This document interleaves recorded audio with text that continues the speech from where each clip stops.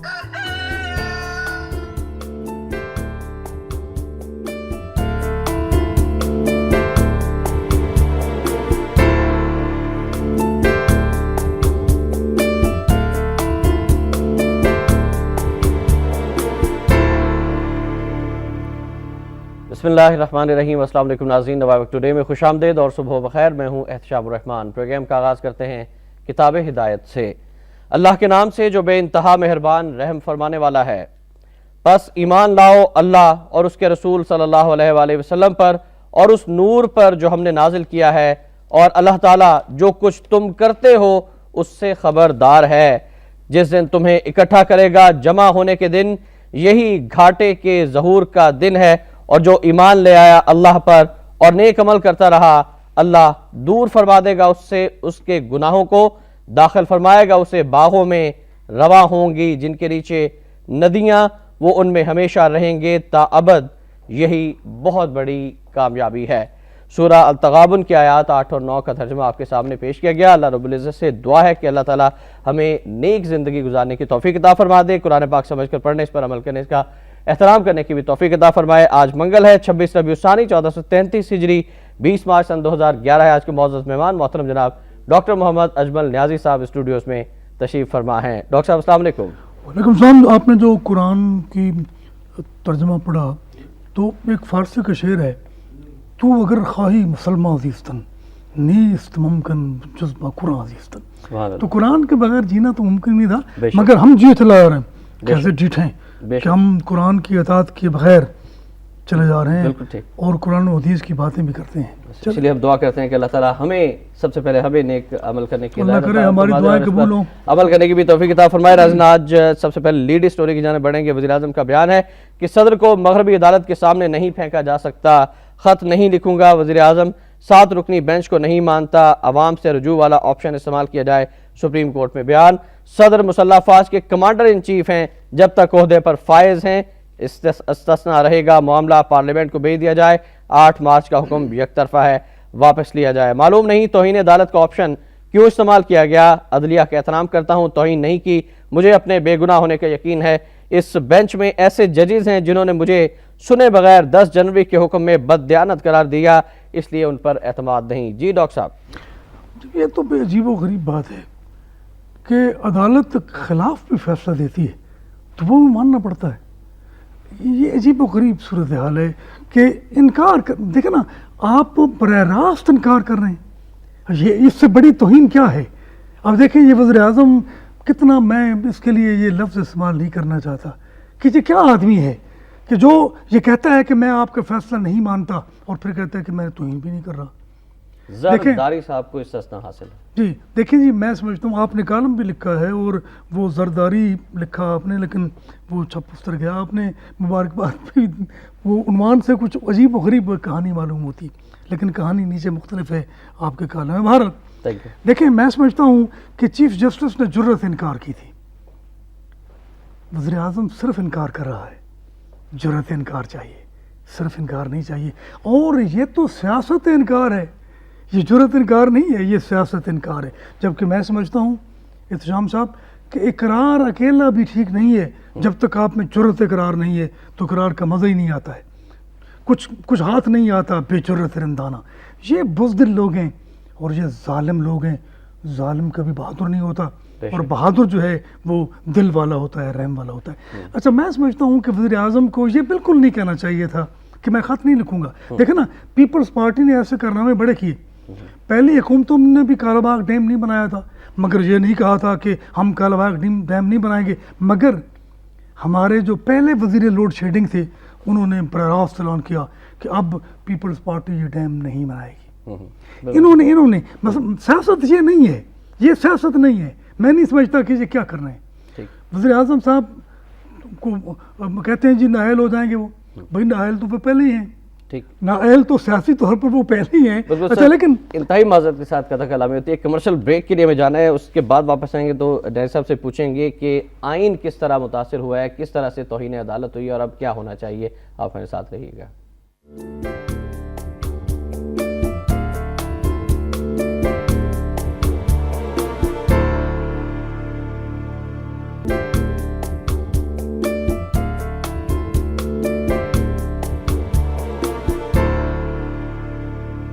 نواب today میں ایک بار پھر آپ کو خوش آمدید کہتے ہیں ناظرین. ہم وزیراعظم کے حوالے سے بات کر رہے ہیں اور وزیراعظم کے جواب نے آئین ہلا کر رکھ دیا, مسلم لیگ نون کا یہ کہنا ہے. اور دوسری جانب آئینی ماہرین کہہ رہے ہیں کہ وزیراعظم کو انتظامیہ کے سربراہ کی حیثیت سے خط لکھنے کے لیے کہا گیا تھا. جی, آئین بالادست ہے, پارلیمنٹ بالادست ہے یا عدلیہ بالادست ہے؟ دیکھیں, سپریم کورٹ نے کہا کہ سوئس عدالتوں کو خط لکھو, وزیر اعظم نے سپریم کورٹ کو خط لکھ دیا ہے. صحیح. لیکن کیا پہ خط تو لکھا ہے نا اس نے, یعنی عجیب و غریب اور بات. 24 صفحات پر مشتمل لکھا میں ہے. سمجھتا ہوں کہ وزیر اعظم کی ایک بات جو ہے وہ باہر سمجھ میں آتی ہے.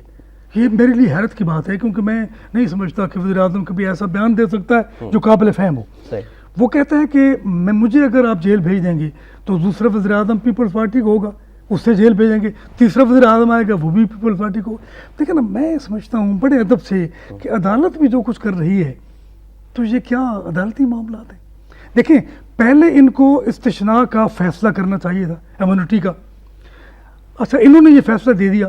اب یہ اس فیصلہ دینے کے بعد پھنسے ہوئے ہیں کہ فیصلہ تو دے بیٹھے ہیں یہ, اب نہ آگے جا سکتے ہیں نہ پیچھے جا سکتے ہیں. ان کو پہلے آئین کی جو سپریم حیثیت ہے اس کا اقرار کرنا چاہیے تھا, پہلے استثناء کا فیصلہ ہوتا اور پھر یہ بات ہوتی. تو میں سمجھتا ہوں اچھا پھر اب کیا ہے؟ اب الزام یہ ہے کہ عدالت کو یہ فیصلہ کرنا ہے کہ اس کا مستقبل کیا ہے.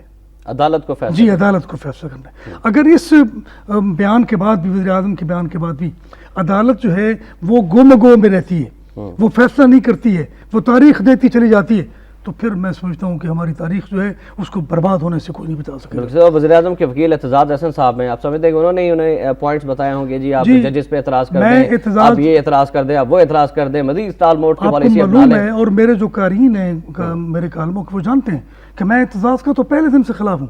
اس نے وکلاء کو برباد کیا, اور پتہ نہیں جج جو ہے وہ کس طرح بحال ہو گیا. کیونکہ میرا یہ خیال ہے, میں غلط بھی ہو سکتا ہوں, میرا خیال ہے کہ اعتزاز نہیں چاہتے تھے کہ چیف جسٹس بحال ہو. اب وہ چیف جسٹس کے خلاف تحریک چلا رہا ہے. پہلے اس نے چیف جسٹس کے لیے تحریک چلائی, اب وہ چیف جسٹس کے خلاف تحریک چلا رہا ہے. جس عدلیہ کی آزادی کی بات کرتے ہیں اس کی آزادی کو خود چھیننے کے لیے اب وزیر اعظم کا ساتھ دے رہے ہیں. جا دیکھیں, یہ عجیب و غریب بات ہے کہ جو اعتزاز کر رہا ہے. مجھے بہت افسوس ہے کہ اعتزاز نہ تو وکیل بن سکا نہ تو لیڈر بن سکا, وہ کچھ بھی نہیں بن سکا. سینیٹر بن گئے ڈاکٹر. سینیٹر, ہاں بڑی اچھی بات کی, سینیٹر بن گئے. یہ قیمت ہے اس کی, ہمیں یہ امید نہیں تھی کہ یہ قیمت. یہ وہ آدمی ہے جس نے سکھوں کی جو آزادی پسند سکھ تھے ان کی فہرست جو تھی وہ بھی پہنچائی تھی. بینظیر صاحبہ کے دور میں بڑا کارنامہ سر انجام دیا تھا, وزارت میں تھے. بینظیر کے دور میں یہ کیا تھا, اب گیلانی کے دور میں نہ جانے کیا کرے گا, کیونکہ یہ سینیٹر تو گیلانی کے دور میں حسین حقانی صاحب جو کر رہے ہیں. نہیں, حسین کا معاملہ الگ ہے, لیکن میں سمجھتا ہوں کہ اعتزاز کا معاملہ زیادہ خطرناک ہے. اس کو آپ دیکھیں کہ یہ کیا ہے. اچھا, اب وکلاء بٹ گئے ہیں, پہلے وکلاء ایک تھے چیف جسٹس کے لیے, اب وکلاء بٹ گئے ہیں. اب وکلاء کا ایک گروپ جو ہے وہ اعتزاز کا ساتھ دے گا, اور ایسا بگاڑ پیدا ہوگا اس ملک میں کہ جس کا آپ اندازہ نہیں کر سکتے. مجھے اس بات کا میں جو آپ کہہ رہا ہوں کہ عدالت نے اپنے مستقبل کا فیصلہ کرنا ہے. اگر پہلے دن سے یہ توہین عدالت کا معاملہ جو ہے وہ طے ہو چکا ہوتا, کچھ وزیروں کو سزا دے دی گئی ہوتی, تو کبھی یہ توہین عدالت کی بات نہ ہوتی. ڈاکٹر صاحب, آپ نے فرمایا کہ وکلا بڑھ گئے, لیکن عوام تو آپ سمجھتے ہیں کہ آپ آج بھی عدلیہ کی پشت پر کھڑے ہیں. نہیں, دیکھیں نا, عوام پشت پر کھڑے ہیں جو نہیں کھڑے, اس سے کیا فرق پڑتا ہے؟ کیا زرداری کے پشت پر بھی عوام ہے؟ وہ 4 سال سے بیٹھے ہوئے ہیں. وزیر اعظم گیلانی جو نالائق آدمی ہے, تمام لوگ سمجھتے ہیں آپ سروے کرا لیں, تمام لوگ جو ہیں ریفرنڈم کرا لیں اس بات پر, وہ متفق ہیں کہ یہ نالائق آدمی ہے, یہ نااہل آدمی ہے, یہ بزدل آدمی ہے. اور یہ عدالت کے سامنے اس کو کھڑا کیا ہے کس نے؟ اس نے کھڑا کیا ہے صدر دفتر نے. وہ ایک بچہ گر گیا تھا نا دریا میں, تو ایک سکھ نے چھلانگ لگا دی, وہ بچے کو باہر نکال لایا, تو لوگوں نے بڑی داد دی سکھ کو. تو سکھ بھی سکھ ہوتا ہے, انہوں نے کہا پہلے دسو مینوں دھکا کنے دیتا سی. تو یہ دیکھنا چاہیے کہ وزیر اعظم کو دھکا کس نے دیا ہے. دھکا تو جس نے دیا وہ سب کے سامنے ہے, اور ان کے تحفظ کے لیے محبت کا اظہار کر رہے ہیں. وزیر اعظم کو پکڑ کے کھڑا کیا گیا ہے عدالت کے سامنے, شیر کے سامنے. دیکھیں, زرداری صاحب تو ایوان صدر میں آرام سے بیٹھے ہوئے ہیں, پارلیمنٹ کے اجلاس میں انہوں نے تھپکی بھی دی, گیلانی صاحب ڈٹے رہے. اچھا, میں سمجھتا ہوں کہ یہ اس خطاب کی کوئی ضرورت نہیں تھی. اس خطاب میں کوئی بات زرداری صاحب نے نہیں کی ہے. یہ میں کالم لکھ کے اس پہ بات کریں گے, لیکن سپریم کورٹ آف پاکستان کے حوالے سے بات کریں گے, زیر سماعت کیسز کے حوالے سے, اور لاپتہ افراد کی بات کرتے ہیں. کئی بار کہہ چکے بغیر مقدمہ کسی کو گرفتار نہ کیا جائے, لاپتہ افراد کی بڑھتی تعداد کے آگے بند باندھنا ہوگا. جنگل کا بھی قانون ہوتا ہے، یہاں وہ بھی نہیں۔ سپریم کورٹ مقدمے کے بغیر شہریوں کی گرفتاری غیر آئینی، غیر قانونی ہے۔ اٹارنی جنرل عدالتی حکم تمام اداروں تک پہنچا دیں۔ عمر محمود کسی کیس میں مطلوب تھا تو قانون کے مطابق نمٹنا چاہیے تھا، حکومت بے بس کیوں ہے؟ چیف جسٹس آف پاکستان کے ریمارکس تمام خفیہ اداروں تک پہنچا دیے جائیں۔ سپریم کورٹ پاکستان نے یہ فرمایا کہ حکم کہ کسی کو بلا اجازت اور بغیر ایف آئی آر کاٹے گرفتار نہ کیا جائے۔ احتشام بھائی، میں بیٹے بھی ہوں، بھائی بھی ہوں، میں کوئی تجزیہ نگاروں کی طرح، تجزیہ کاروں کی طرح نہیں بولتا۔ اس میں ایک بات بڑی عجیب، اس میں پھر ادب میرے اندر جو ہے وہ ابلنا شروع ہو جاتا ہے کہ جنگل کا بھی قانون ہوتا ہے، یہ تو ٹھیک ہے، لیکن ہمارے جو قانون دان ہیں اور قانون ساز ہیں اور حکمران ہیں وہ کیا کر رہے ہیں؟ وہ جنگل میں منگل بنانے کی کوشش کر رہے ہیں۔ ایک ہوتا ہے جنگل میں منگل، اور منگل باغ کے علاقے کی عیاشی کے لیے جنگل میں منگل جو ہے کہ بادشاہ جس جگہ بھی جا کے بیٹھ جائے وہ دربار ہوتا ہے، وہ محل ہوتا ہے، وہ ایوان ہوتا ہے، تو یہ جنگل میں منگل بنا رہے ہیں۔ تو میرا خیال ہے کہ حکمران جو ہیں وہ بھی مانتے ہیں کہ جنگل کا قانون ہوتا ہے، جنگل کا تو ہوتا ہے بھائی، ہوتا رہے، بالکل صحیح بھائی ہم کو جنگل تو نہیں ہے، ہم بظاہر جنگل نہیں ہیں، بظاہر تو بباطن کیا ہے؟ بباطن وہی ہے کہ حکمران جو ہیں وہ جنگل میں منگل بنائے جا رہے ہیں۔ اور یہ صورتحال سپریم کورٹ کی میری سمجھ میں نہیں آتی کہ سپریم کورٹ تو فیصلہ ایک بار کیا کرتی ہے، ایک بار کہتی ہے کہ یہ ہونا چاہیے، سپریم کورٹ کو کیوں ضرورت محسوس ہوتی ہے بار بار کہنے کی؟ کئی بار کئی فیصلے ہیں، کئی معاملے ہیں جس کے بارے میں کئی بار سپریم کورٹ نے کہا ہے، تو کیا یہ توہین عدالت نہیں ہے؟ سپریم کورٹ خود توہین عدالت کر رہی ہے اپنی، یہ میں معافی کے ساتھ عرض کر رہا ہوں کہ سپریم کورٹ خود توہین عدالت کر رہی ہے، کیونکہ بالکل دیکھیں نا کئی بار کہنے کی کیا ضرورت ہے؟ سپریم کورٹ کو ایک بار کہنا چاہیے، اور میں بھی سمجھتا ہوں یہ کہ جو کہنے والے ہوتے ہیں وہ ایک بار کہا کرتے ہیں، دوسری بار نہیں کہا کرتے۔ سر وہ اس لیے کہ بار بار کہا جاتا ہے چونکہ ساری انتظامیہ حکومت کے انڈر ہے اور وہ سپریم کورٹ کا کہنا نہیں مانتے، لیکن پھر کرے کچھ، یا سپریم کورٹ بند کر دی جائے، سپریم کورٹ کو تالے لگا دیے جائیں۔ اگر سپریم کورٹ اپنے فیصلوں پر عمل درآمد نہیں کرا سکتی تو اس کو فیصلے کرنے کا کیا حق ہے؟ بھئی فیصلہ تو وہی ہے جس پر عمل درآمد ہوتا ہے، جس فیصلے پر عمل درآمد نہیں ہوتا اس کو فیصلہ کہیں گے آپ؟ بالکل صحیح۔ تو یہ تو فاصلے بڑھانے والی بات ہے، یہ کیا فیصلے ہیں؟ ٹھیک۔ قول فیصل بھی ایک ہوتا ہے اور فیصلہ بھی ایک ہوتا ہے، اور ہماری سپریم کورٹ اگر ایک بار کہنے سے اپنی بات نہیں منوا سکتی تو اس کو دوسری بار یہ بات نہیں کرنی چاہیے۔ اس لیے میں آج بڑے ادب سے، میں چیف کا جانثار ہوں آپ کو معلوم ہے، اور میں سپریم کورٹ، دیکھیں سپریم کورٹ یہ پارلیمنٹ کو سپریم کہتے ہیں، حالانکہ سپریم پارلیمنٹ کے ساتھ نہیں ہے لیکن کورٹ کے ساتھ تو سپریم ہے، وہ تو آئین نے کہا ہے، پارلیمنٹ کے ساتھ سپریم نہیں ہے، پارلیمنٹ کو سپریم نہیں کہا گیا، نہ آئین نے کہا ہے، تم کہہ رہے ہو سپریم۔ تو اس طرح سپریم کورٹ کی بالادستی کو تم تسلیم کر رہے ہو کہ سپریم کورٹ وہ ہے جس کو سپریم کہا جا رہا ہے، پارلیمنٹ سپریم نہیں ہے۔ سپریم کیا ہے؟ سپریم تو اللہ کی ذات ہے۔ آپ سمجھتے ہیں کہ ایک اور تحریک چلانے کی ضرورت ہے سپریم کورٹ کے وقار کو بحال کرنے کے لیے اور حکومت کو مجبور کرنے کے لیے کہ وہ سپریم کورٹ کے پاکستان کے جو فیصلے ہیں ان پر عمل کرے؟ اور اب عوام باہر نکلے۔ میں تو کہتا ہوں شاید سپریم کورٹ کے خلاف تحریک چلنا شروع ہو جائے، یعنی جو احتجاج کر رہا ہے، یعنی احتجاج کا معاملہ بڑا عجب ہے۔ لوگوں نے کہا جی وہ انہوں 100 روپے فیس لی ہے، اور میں نے کہا یار سینٹ کا ٹکٹ بھی شامل کرو ساتھ، وہ تو کروڑوں روپے کا ہے، کیونکہ لوگ کروڑوں روپے کی رشوت دے کر سپریم کورٹ کے ممبر بنتے ہیں، بالکل ٹھیک، تو یہ بلا مقابل بن گئے۔ آپ دیکھیں اس مرتبہ سینٹ کے جو الیکشن ہیں بلا مقابل نہیں ہوئے، لیکن جو قومی اسمبلی میں معاملات تھے وہ طے کر لیے، احتجاج بھی بلا مقابلہ، اسحاق ڈار بھی بلا مقابلہ، نیر بخاری چیئرمین بلا مقابلہ، اور 14 ووٹ 104 میں وہ اسحاق ڈار بھی بلا مقابلہ، تو یہ کیا بات ہے؟ بالکل صحیح فرمایا۔ یہ تلخ حقائق ہیں، اور اعتزاز حسن صاحب کا ذکر ہوا تو ان کا یہ کہنا ہے کہ امریکی ریمنڈ کو چھڑا لے گئے، ہم صدر سوئس مجسٹریٹ کے سامنے پھینکنا چاہتے ہیں۔ اعتزاز حسن، میرے دلائل سے عدالت قائل ہو جائے گی، وزیراعظم نے سپریم کورٹ کی توہین نہیں کی، بینچ پر اعتراض کیا۔ کچھ مزید خبریں شامل کرنا چاہیں گے اور پھر اس پر بھی بات کریں گے۔ ریمنڈ کو تو انتظامیہ نے بھیجا تھا، اس میں سپریم کورٹ نے تو نہیں بھیجا تھا، فیصلے سارے رلے ہوئے تھے، آرمی بھی، عدالت بھی، اور یہ اپوزیشن بھی، حکومت بھی، سب رلے ہوئے تھے، کیونکہ جہاں امریکہ کا معاملہ ہوتا ہے وہاں یہ ایک ہیں، وہ جرنیل ہوں، جج ہوں، سیاستدان ہوں، حکمران ہوں، اپوزیشن ہو، حکمران ہوں، کوئی بھی ہو، یہ رلے ہوئے ہیں۔ विचो विचो खाई जा तो रोला पाई जा, बिल्कुल। ऊपर ऊपर से। अच्छा ये जो चले वो बात जब मेरे कालम की आएगी तो मैं आपसे अर्ज करूँगा कि ये जो कौमी असम्बली में सदर के खिताब के दौरान हुआ था ये क्या था? बिल्कुल, ये भी आपसे जानेंगे, लेकिन पहले हम बात करना चाहेंगे कुछ और ख़बरों की। और मुनव्वर हसन साहब का बयान है कि जब तक जरदारी गिलानी मौजूद हैं पाकिस्तान के हालात में किसी बेहतरी की तवक्को नहीं। वज़ीर-ए-आज़म के तर्ज अमल को सुप्रीम कोर्ट के खिलाफ महाज़ आराई समझता हूँ। सुप्रीम कोर्ट तौहीन अदालत के मुर्तकिब वज़रा को जेल भिजवा देती तो ये नौबत ना आती। हुक्मरानों के खिलाफ जब भी तहरीक चलाई नवाज शरीफ ने अपोजिशन की पीठ में छुरा घोंपा।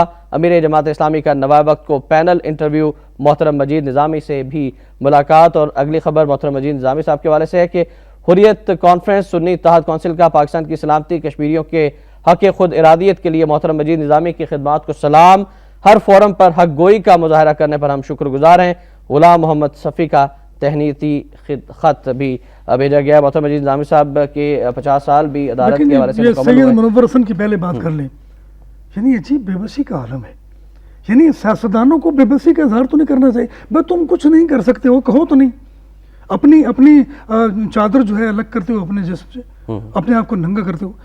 जब तक जरदारी मौजूद है बेहतरी नहीं पैदा हो सकती। तो वो तो 4 साल से मौजूद है भाई, और अब 5वां साल 5वां साल शुरू भी हो आ चुका है। जाएगा, 5वां, बल्कि अगले इलेक्शन के बाद भी वो सदर रहेगा। और अगला जो वज़ीर आज़म है उससे हलफ भी जरदारी लेगा। और अगला वज़ीर आज़म सैयद मुनव्वर हसन हूँ अगर इत्तेफाक से नहीं वो हो सकते हैं ना, तो वो भी हलफ लेंगे सदर जरदारी से। तो सदर जरदारी अगर हैं तो बेहतरी नहीं पैदा हो सकती। ये क्या बात है भाई? तुम बेहतरी लाओ, किस तरह लाओगे? तुम सियासत क्या कर रहे हो? तुम दीन को सियासत में किस तरह शामिल कर रहे हो? ये जो हमारे हुक्मरान हैं इन्होंने तो जनरल मुशर्रफ के से हलफ ले लिया। देखिए जुदा हो दीन सियासत से तो रह जाती सर, है वो बात ठीक है। चंगेजी, और वो चंगेजी ही आप वो समझते हैं इकबाल कि ने वह बात की थी। देखें इन लोगों को जनरल मुशर्रफ से भी हलफ लेते हुए शर्म नहीं आई थी। ये जनरल मुशर्रफ के खिलाफ है, उसके रेड वारंट रहमान मलिक निकालने की कोशिश कर रहे हैं। और वो कहते हैं जी हम उसको वापस लाएंगे। वो क्या होता है जिससे वो वापस लाया जाता है? तो इंटरपोल के जरिए। और लेकिन जब प्रोटोकॉल के जरिए उसको भेजा गया था वो क्या था? अच्छा, यानी इनको मुशर्रफ से हलफ लेते हुए भी शर्म नहीं। उस वक्त जावेद हाशमी ने हलफ नहीं लिया था, लेकिन अंदर की बात यह है कि जावेद हाशमी को वजीर ही नहीं बनाया गया था। उन्होंने इस बात को थोड़ा सा गोल मोल करने के लिए जावेद हाशमी साहब को एक और ओहदा मिल गया। पहले अपने नाज़रीन को बता दें, फिर आपसे बात भी करेंगे कि जावेद हाशमी तहरीक इंसाफ के सदर बन गए। नवाबजादा मंसूर ने पार्टी जम कर दी। हुकूमत में आया तो मैं नहीं या एजेंसियां नहीं, इमरान। मुस्लिम लीग नून PPP का मुकमका हो चुका। ये सुनामी के खौफ से इकट्ठे हुए जरदारी फजल रहमान के होते हुए यहूदियों की एजेंट की ज़रूरत नहीं है। और इसी पर हम बात करेंगे। तहरीक इंसाफ के सदर बन गए जावेद हाशमी साहब। पहले या तो पार्टी का सदर होता था या चेयरमैन होता था। देखिए ना, या चेयरमैन या सदर और चेयरमैन बराबर होते थे, एक बंदा होता था। जिस तरह पीपल्स पार्टी के चेयरमैन भुट्टो साहब थे और सदर मुस्लिम लीग के सदर कोई और थे। अच्छा, अब ये अजीबो गरीब बात है कि वो सदर है अलहदा जावेद हाशमी और चेयरमैन है इमरान खान। अब लोग क्या करेंगे बेचारे जो तहरीक इंसाफ में जाएंगे? वो चीज़ तो बेइंसाफ़ी है भाई उन लोगों के साथ जो इसके कारकुन हैं कि वो सदर की बात माने या चेयरमैन की बात माने। अगर खुदा न खास्ता जावेद हाशमी और इमरान खान के दरमियान इख्तलाफ पैदा हो जाए, और ये पैदा होगा, मैं यहाँ आपको कह रहा हूँ पैदा होगा। शाह महमूद कुरैशी भी है और अल्लाह के इंसाफ के हिस्से बकरे भी होंगे, बिल्कुल हिस्से बकरे भी होंगे। तो जावेद हाशमी जब गया था ना कराची का शानदार जलसा करने के बाद घर, तो ये शुनीद है इसमें, ये सुनी सुनाई बात है। तो हम भी सुनी है, हम तो सुनी सुनाई पर हम यकीन रखें। वो अपनी बेटियों के सामने रोता रहा कि मैंने गलत फैसला कर लिया है। तो जनाब एक जुमला सुने आप कि जावेद हाशमी के तहरीक इंसाफ में जाने से मुस्लिम लीग को नुकसान हुआ, तो नुकसान जावेद हाशमी को भी हुआ। जावेद हाशमी ने कहा अमेरिका में, और ये गालिबन तैयबा कि मुझे मुस्लिम लीग की झंडे में दफनाया जाए। तो मुस्लिम लीग की झंडा क्या, लेकिन उसने ये नहीं कहा कि मुझे मुस्लिम लीग नवाज के झंडे में दफनाया जाए। मुस्लिम लीग की, जिस मुस्लिम लीग मुत्तहिदा मुस्लिम लीग की बात मजीद जामी कर रहे हैं, तो कश्मीर की बात भी कर रहे हैं और मुस्लिम लीग की बात भी कर रहे हैं, क्योंकि मुस्लिम लीग के एजेंडे में था पाकिस्तान का बनना और कश्मीर का बनना। तहरीक इंसाफ अब मुस्लिम लीग तहरीक इंसाफ बन चुकी है, मुझे लगता है رائٹ سر، بریک لے جانے ایک جملہ صرف کہ تحریک انصاف کو مسلم لیگ ہاشمی بھی کہا جا رہا ہے، مسلم لیگ ہاشمی بھی کہا جا رہا ہے. اور ناظرین بریک سے واپس آتے ہیں تو آپ کی کال بھی شامل کریں گے اور بات کریں گے ISI کے نئے سربراہ کے حوالے سے بھی رائے لیں گے. ڈاکٹر صاحب سے آپ ہمارے ساتھ ہی رہیے گا.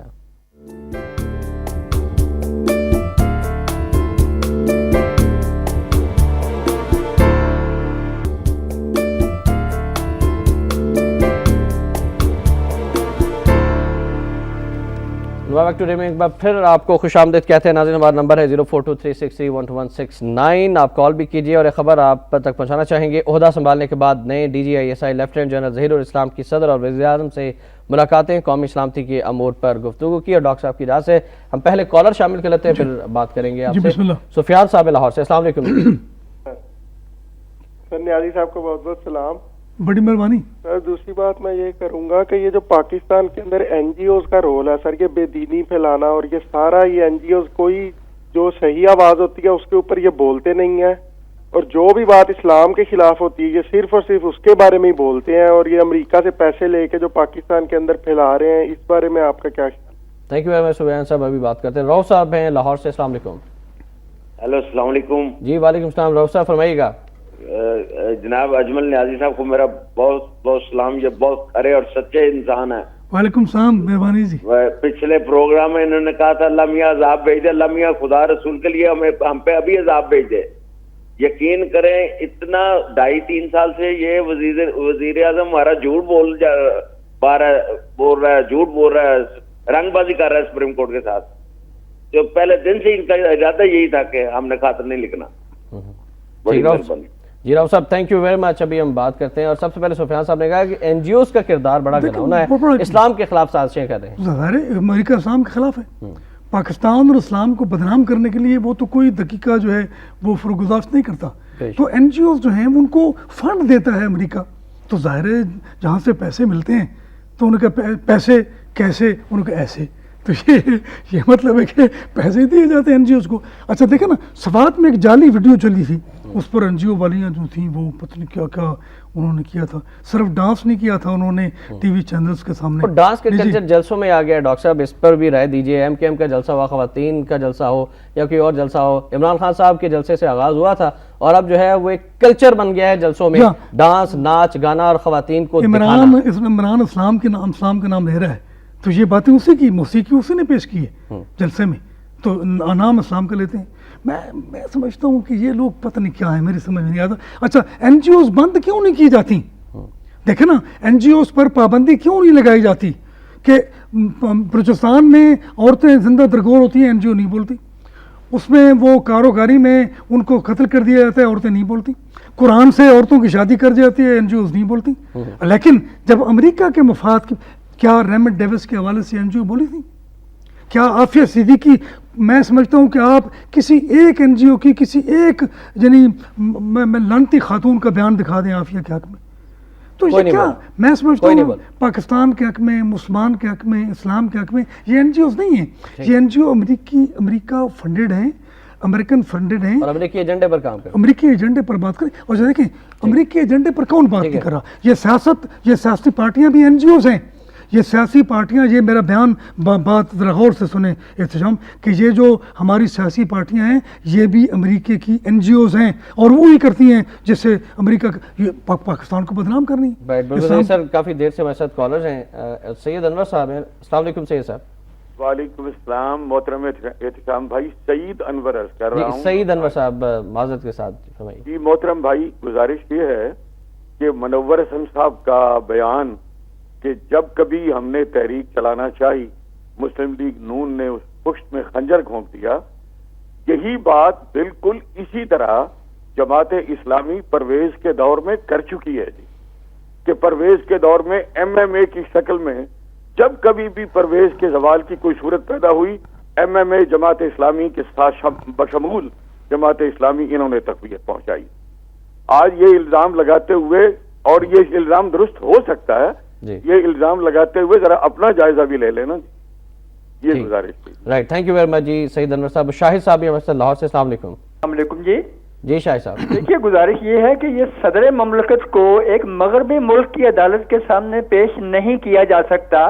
یہ ارشاد ہے اس ملک کے خود ساختہ جمہوری چیمپئن کا، لیکن جنہوں نے اس پورے ملک اور اس کے 18 کروڑ عوام کو پلیٹ میں رکھ کر ایک مغربی ملک کے رحم و کرم پر چھوڑا ہوا ہے، ایک سپر پاور کے سامنے پیش کیا ہوا ہے، تو آئین پاکستان اور سپریم کورٹ کی اس اعلانیہ توہین پر نرم سے نرم تبصرہ جو ہے وہ یہی ہو سکتا ہے کہ شرم تم کو مگر نہیں آتی۔ تھینک یو ویری مچ صاحب۔ سعید انور صاحب نے ایم ایم اے کے جب وہ اقتدار میں تھی پرویز مشرف صاحب کے ساتھ، اور اس وقت جماعت اسلامی اور دینی جماعتوں کے کردار پر سوال اٹھائے۔ ظاہر ہے کہ ایم ایم اے کا کردار کیا تھا؟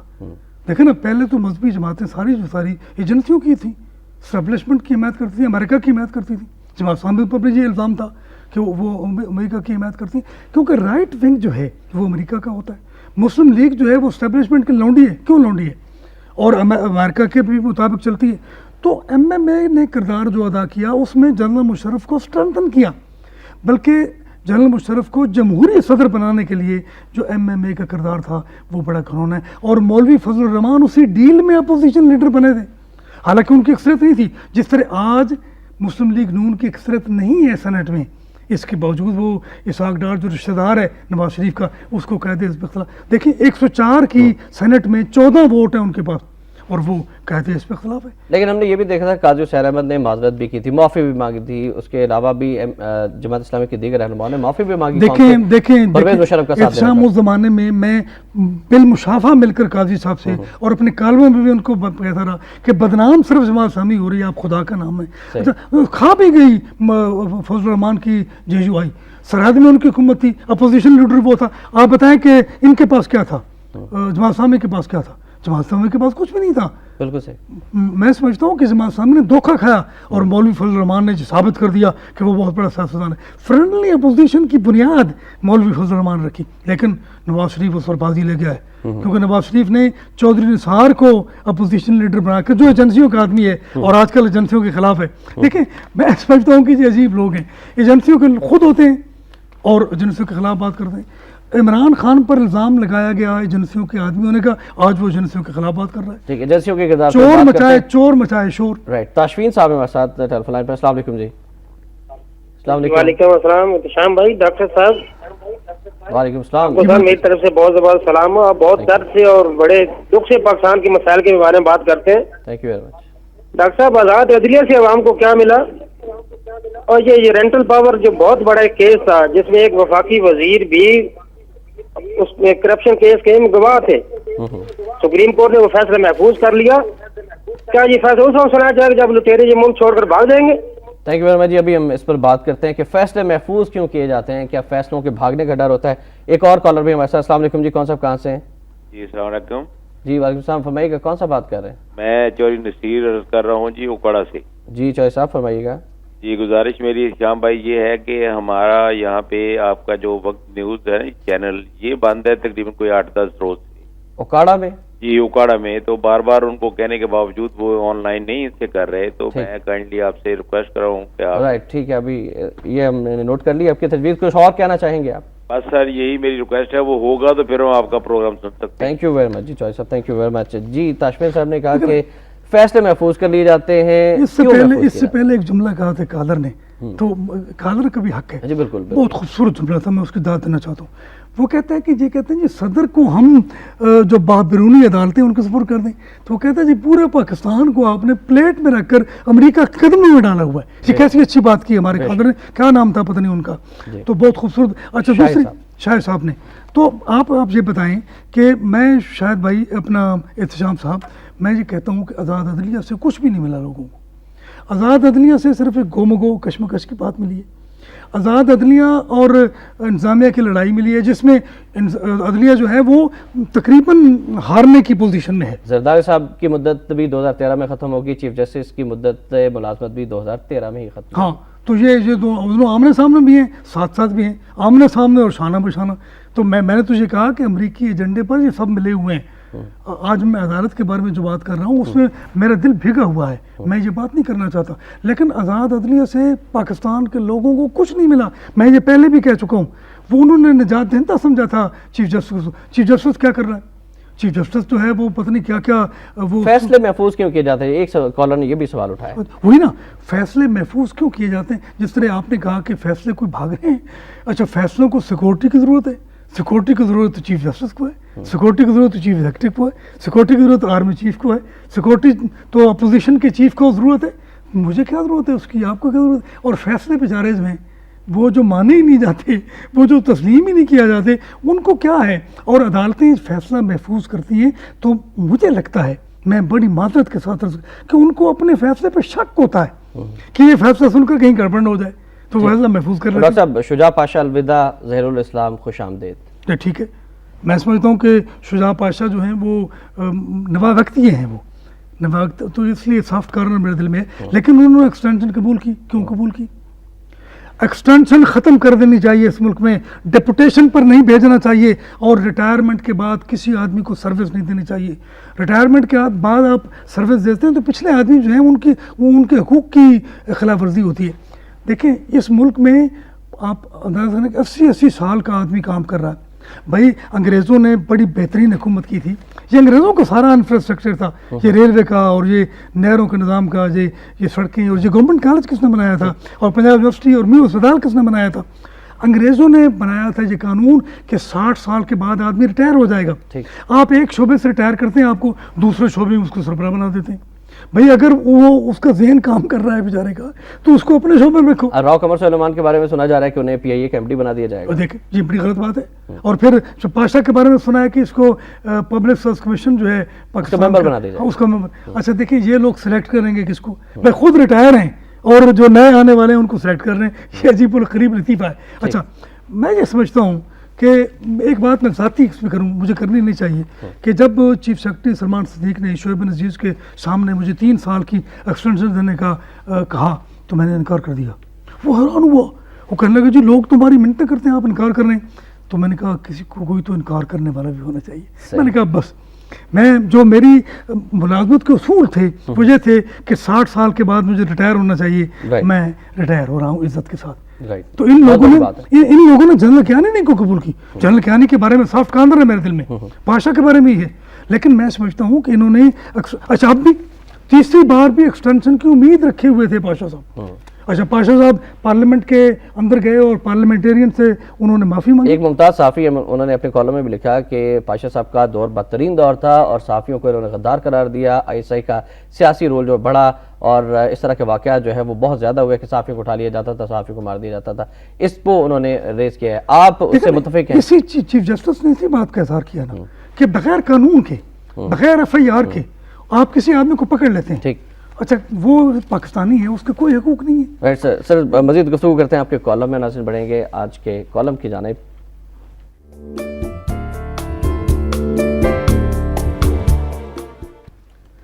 آج کا کالم ڈاکٹر اجمل صاحب کا ہی کالم ہے، بے نیازی کے عنوان سے بہت خوبصورت کالم لکھتے ہیں. پارلیمنٹ میں صدارتی بے عزتی، ڈیل یا سازش. لکھتے ہیں کہ صدر زرداری پارلیمنٹ میں خطاب کے دوران پیپلز پارٹی کی حکومت کے کارنامے گنوا رہے تھے تو ملک کے اکثر علاقوں میں لوڈ شیڈنگ کے تحت بجلی غائب تھی.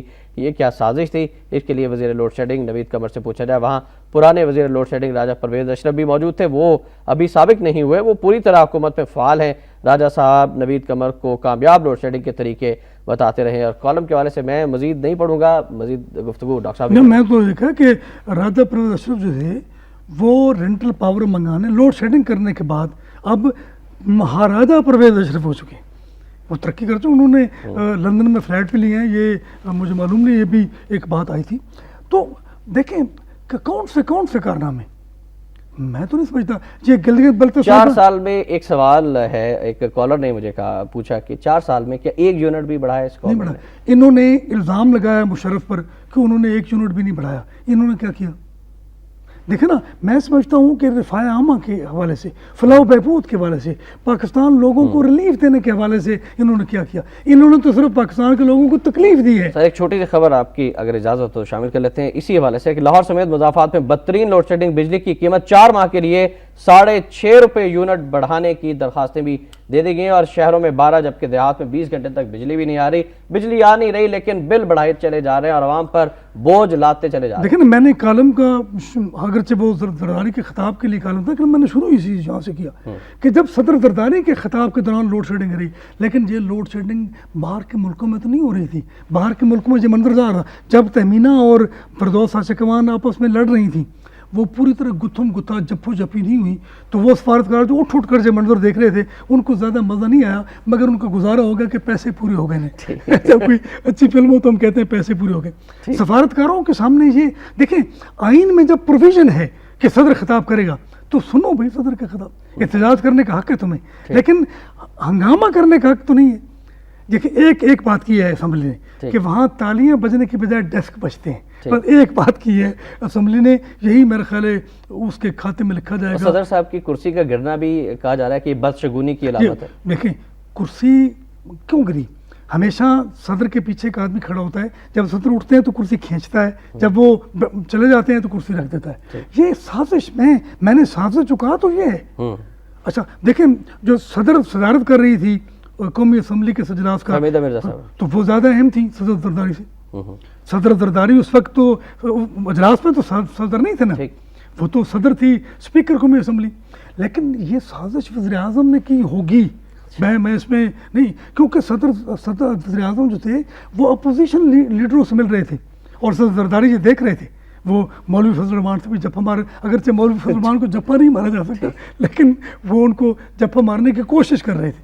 निसार से भी मिले और दूसरे लोगों से भी मिले, ये रबानी भी करते थे। ये कमज़ोर लोग हैं और कमज़ोर लोगों को दोस्त नहीं बनाना चाहिए।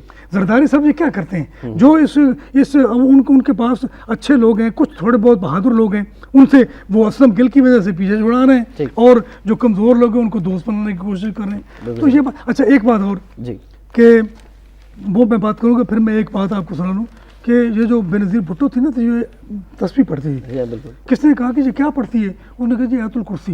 उन्होंने कहा जी आयतुल कुर्सी तो लंबी होती है, ये जल्दी जल्दी मिनके गिराती है। उन्होंने कहा नहीं, उन्होंने खुलासा कर लिया आयतुल कुर्सी का, कुर्सी कुर्सी कुर्सी कुर्सी कुर्सी कुर्सी ये सूरत हाल हमारे सियासतदानों के।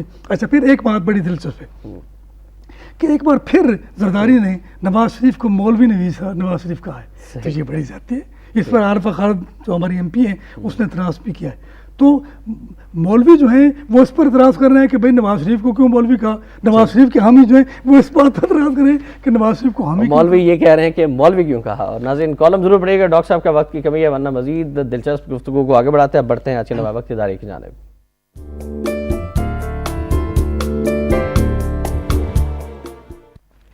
आज का नवाब वक्त इदारी अभी वज़ीर-ए-आज़म के हवाले से ये है कि वज़ीर-ए-आज़म का सुई सुकाम को ख़त लिखने से दो टोक इनकार और इंसाफ की अमलदारी के तकाजे। क्या हुक्मरान पीपल्स पार्टी की इज्तिमाई सोच के तहत टकराव की पॉलिसी इख्तियार की गई है? आखिरी लाइन है कि वज़ीर-ए-आज़म के मौजूदा मौक़िफ़ से तो बाद नज़र में यही तासुर मिलता है कि वो पार्लियामेंट को अदलिया से तसादुम की राह पर लाना चाहते हैं।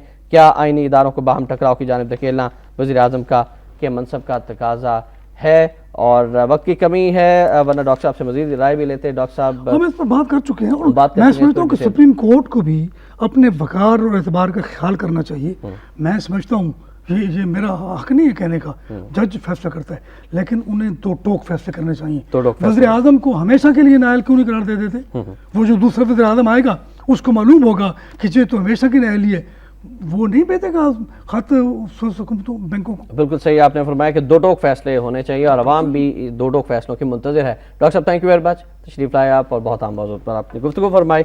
आखिर में फरमाने कायद-ए-आज़म रहमतुल्लाह अलैह शामिल करना चाहेंगे कि अच्छी और बुरी दीगर चीज़ों के साथ ख़यानत और अक़रबा नवाजी वगैरह की लानतें भी हमारे हिस्से में आई हैं। हमें इन बुराइयों को बेदर्दी से कुचल देना चाहिए। दस्तूर साज असम्बली से खिताब 11 अगस्त सन 1947 को कायद ने फरमाया था। इस पर ज़रूर गौर कीजिएगा। शाम के नवाब वक्त टुडे से इजाज़त दीजिए। अल्लाह हाफ़िज़।